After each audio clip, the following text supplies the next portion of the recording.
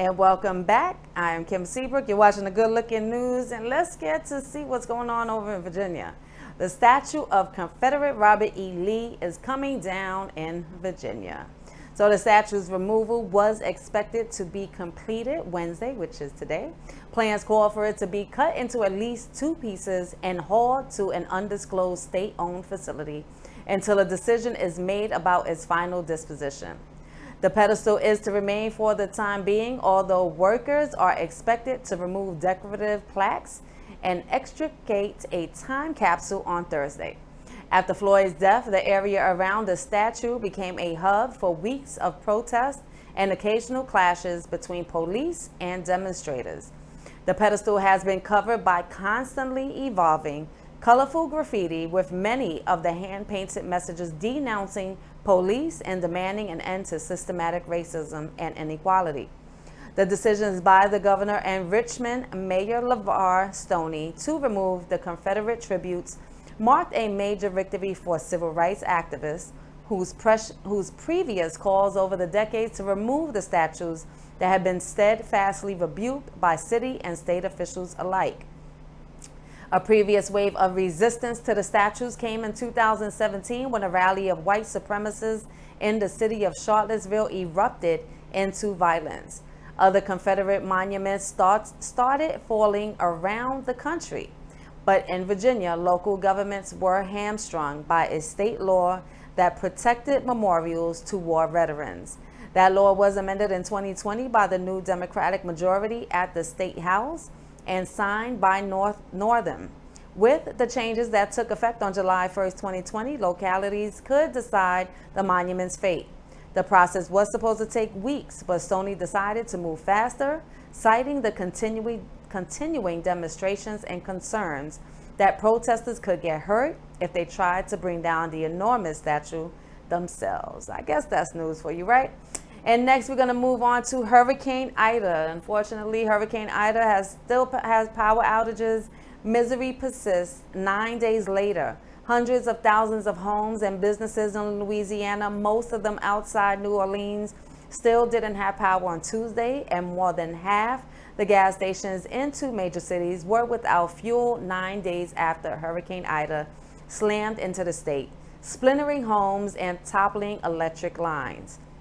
There were also continuing signs of recovery, however, as the total number of people without electricity has fallen from more than 1 million at its peak, while hundreds of thousands of people have had their water restored.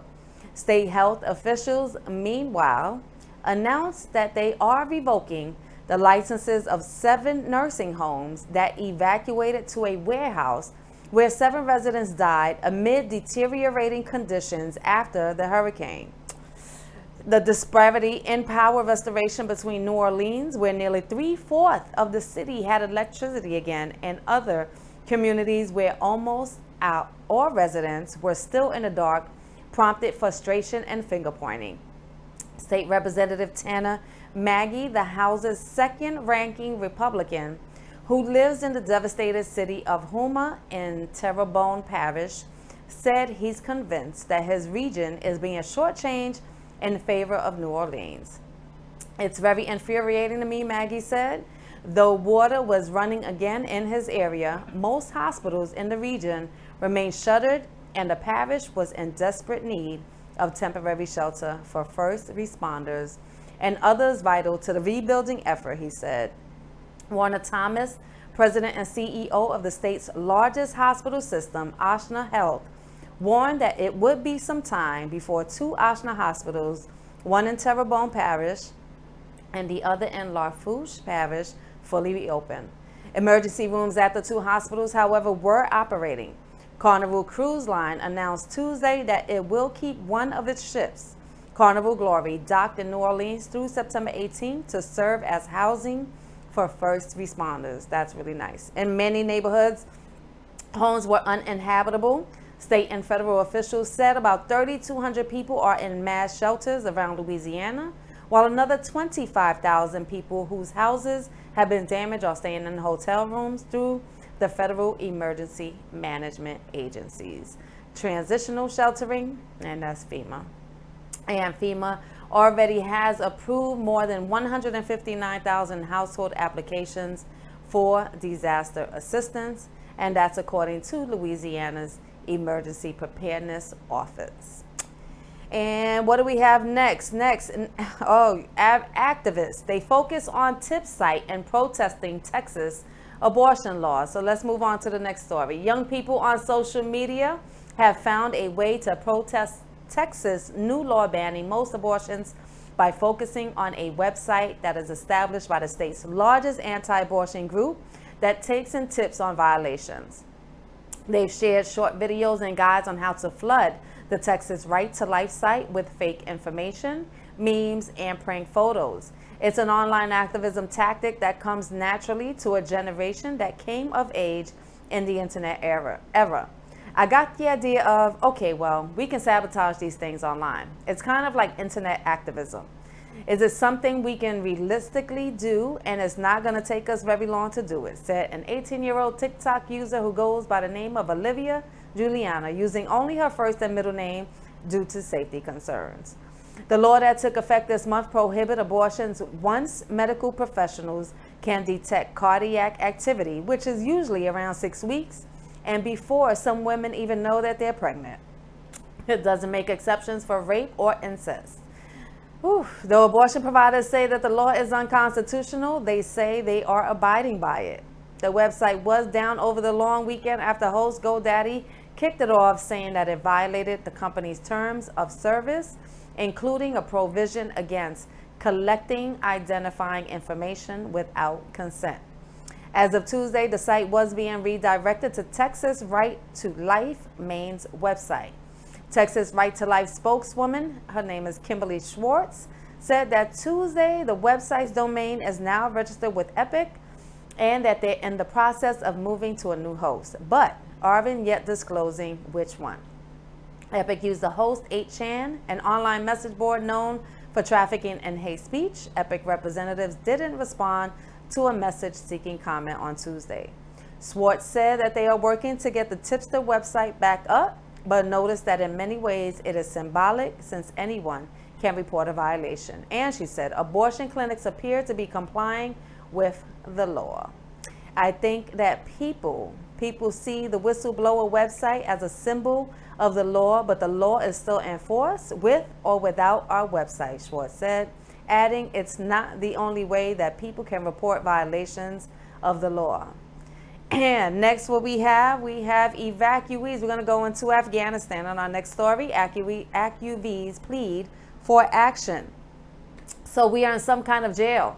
The Americans trying to evacuate hundreds of Afghans and American citizens, including one Afghan who worked as a U.S. military translator and says he is anticipating his beheading by the Taliban.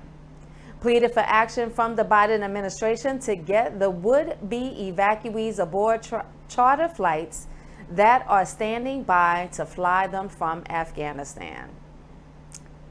Unfortunately, we are left behind now, the former translator said quietly in the pre-dawn darkness Wednesday in Afghanistan that no one heard our voice.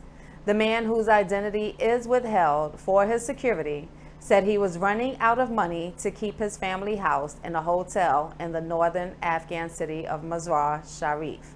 After waiting a week for Taliban permission for the chartered evacuation flights to leave the airport there. U.S. Army veterans working to help the man, an interpreter for U.S. forces for 15 years, called the effort more grinding than their months of development in Afghanistan. They tried and they failed to get their old interpreter on the earlier airlifts that ended with the U.S. military withdrawal from Afghanistan on August 30th. Hundreds of vulnerable Afghans are waiting. They're waiting for permission from Afghanistan's Taliban rulers to board pre-arranged charter flights standing by at the airport in Mazar-e-Sharif. The group includes dozens of American citizens and green card holders and their families. The Afghans and their American advocates say, "We think we are in some kind of jail," said one Afghan woman among the would-be evacuees gathered at one large hotel in Mazar-e-Sharif. She described the Americans and green card holders in their group as elderly parents of Afghan American citizens in the United States. Taliban leaders who named a new cabinet Tuesday in the wake of their lighting takeover of most of the country last month say that they will allow people with proper documents to leave the country. Taliban's officials insist that they are currently going through the manifest and passenger documents for the charter flights at Mazar-e-Sharif. And what I want to do is end this with our last story, and our last story is coping with grief and loss. There are a lot of people who are dealing with so many things right now, and I just wanted to express this. So whatever type of loss you suffered, there's no wrong or right way to grieve. But by understanding the stages and types of grief, you can find healthier ways to cope. Any loss can cause grief, including divorce or relationship breakup. 2 is a loss of health. That can definitely cause some issues. 3, losing a job. Been there. 4, loss of financial stability. Definitely been there. Miscarriage is number 5. Unfortunately, yes. 6, retirement. 7, death of a pet. 8, loss of a cherished dream. 9 is a loved one's serious illness. And 10 is loss of a friendship. And then we have 11. We have more. So loss of safety after a trauma. That is important, especially after the pandemic that we have going on. And selling the family home. So while grieving, a loss is an inevitable part of life. There are ways to help cope with the pain. So what we need to do is come to terms with the grief and eventually find a way to pick up the pieces and move on with your life. So 1, acknowledge your pain. Please acknowledge your pain. Don't act like it doesn't exist. Deal with it, feel it, and acknowledge it. Next, what you could do is accept that grief can trigger many different and unexpected emotions, because whatever is occurring could have been something that has happened to you in the past as well. So it may be triggering some emotions, but we have to learn how to balance some things, right? So that we can move on properly. Next is to understand that your grieving process will be unique to you. So remember, whatever you're feeling is not necessarily what someone else may have felt in a same situation. So it's your process, your timing, and whatever you need to do to get through it. Next, you got to seek out face-to-face support from people who care about you. And I know that sometimes this may be difficult because sometimes we do rely on people who care, or they may be going through something, or sometimes you just don't really want to tell people your business because you think that they don't care, or people talk. But I think that everybody has that one person. If they don't have any more than one person, they definitely have somebody that they can reach out to and trust and be able to express what's going on. And next is that to support yourself emotionally by taking care of yourself physically.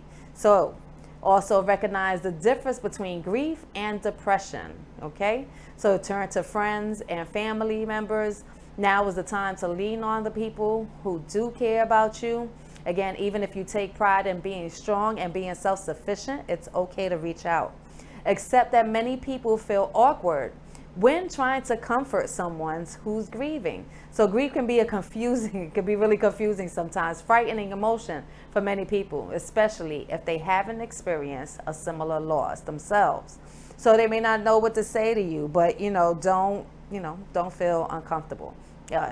But always talk to somebody. So the next one is draw comfort from your space. So spiritual activities are so important, so that are meaningful to you, such as praying, meditating. And if you go to church, you can do that too. It can offer some solace. So try to maintain your hobbies and interests. There's comfort in routines and getting back to those activities that bring you joy and connect you closer to others that can help you come to terms with your loss and aid the grieving process. And again, if you want to get closer with yourself as well. Look inside, dig deep, breathe, meditate, pray, all of that. Look after your physical health. The mind and the body are connected. If you don't know, that is super, super true. So please take care of yourself. So when you feel healthy physically, you'll feel better. You'll be able to cope emotionally. You'll be able to combat stress and fatigue by getting enough sleep, eating right, and exercising. And this is one of the most important. Don't use alcohol or drugs to numb the pain of grief or to lift your mood artificially. Why? Because those things alter your mood, and it could take you to a whole different place, and you want to be yourself. You want to think rationally, not emotionally, and definitely not under the influence. So as we do end this story, we do want to say rest in peace to actor Michael K. Williams, greatly known as Omar from The Wire. Rest in peace again to Taheem Bryan, and we are sending love and great energy out to the families and anyone who is grieving at this time. I am Kim Seabrook. You're watching the Good Looking News on Millennium TV 24. Please make sure to download the apps on your phones, your Android, your iPhone, your Apple TV, your Roku TV, your Amazon Fire Stick, and yes, and I think that's it. But if not, we are around. We appreciate you supporting us as we will support you. I am Kim Seabrook. Again, you're watching the Good Looking News on Millennium TV.